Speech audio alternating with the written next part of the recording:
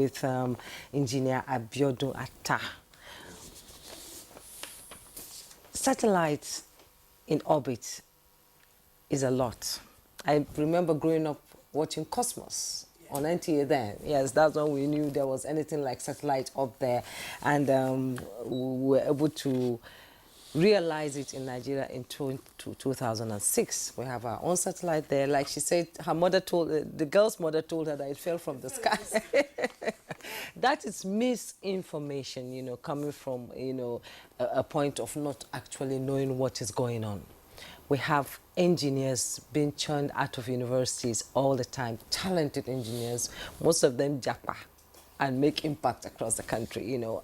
Why did we lose focus when it came to Nigeria, when Nightcomsat was launched? Why did we lose focus, the country lose focus along the way?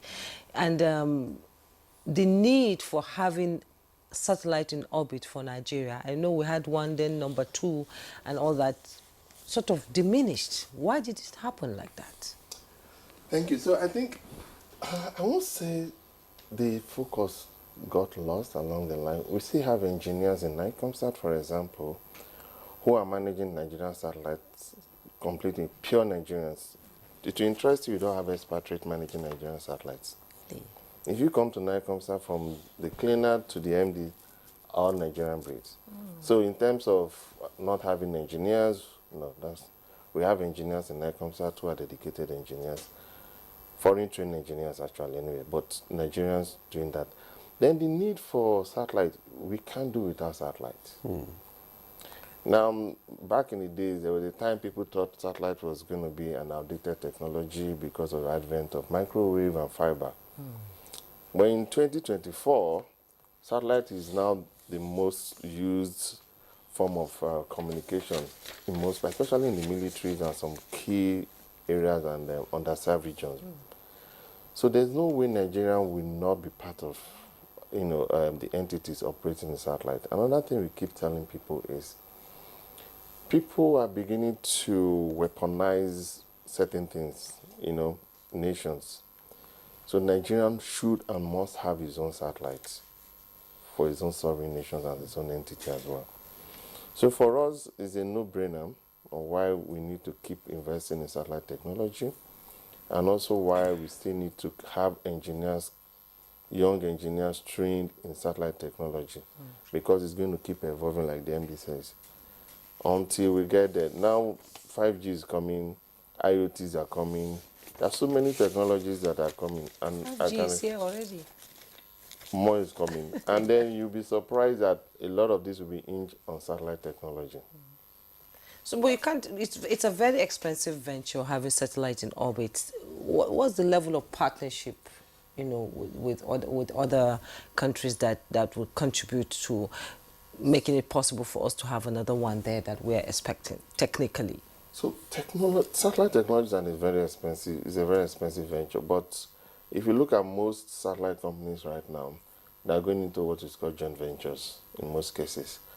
And then some people or some agencies or entities are also doing SPVs and PPP in terms of trying to launch satellite. So one entity cannot singularly launch. If you look at other players in the industry, they are merging. So it's going to happen. That combination will keep happening in the industry, and that partnership will keep happening. Yes. Can I add to something he said? When you asked the question, why do we need satellite? Because as he was talking, I was thinking about, like, you know, it's interesting to note that there are over 200 million Nigerians. But the truth is that half of them don't live in the urban areas. It's rural. But where do you have your standard mobile operators, terrestrial operators? Where do you have fiber, the mobile networks, MTN, Airtel? Where? It's mostly in the urban and the semi-urban.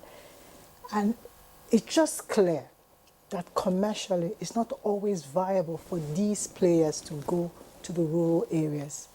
You know, if not, they would have solved this problem. They've been around now for 20 years, and we thought satellite is not needed. They would have solved it, but it's not viable to put a base station in a village with 50 people, and you want to make the amount of that base station in 3 years.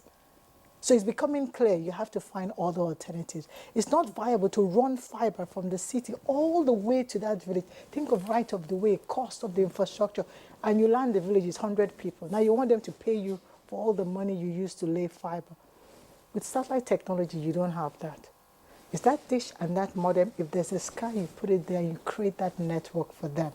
So we've realized that technology has to be complementary. It's like people say, why do you cook, then you still go to a restaurant?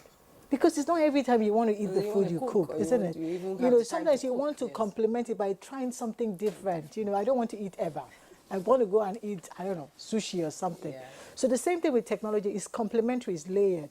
In the cities, in the urban areas, some technologies are stronger. They make strong business case and use cases. In rural, less difficult areas, some technologies are stronger, like on a moving train, on a moving ship, on a, you know, things that move. Satellite becomes your preferred form of communication. So that's why you need it, because it's complementary. You cannot solve, to bridge that digital divide, to get to that 75% broadband penetration, you can't do it with just one technology. Okay.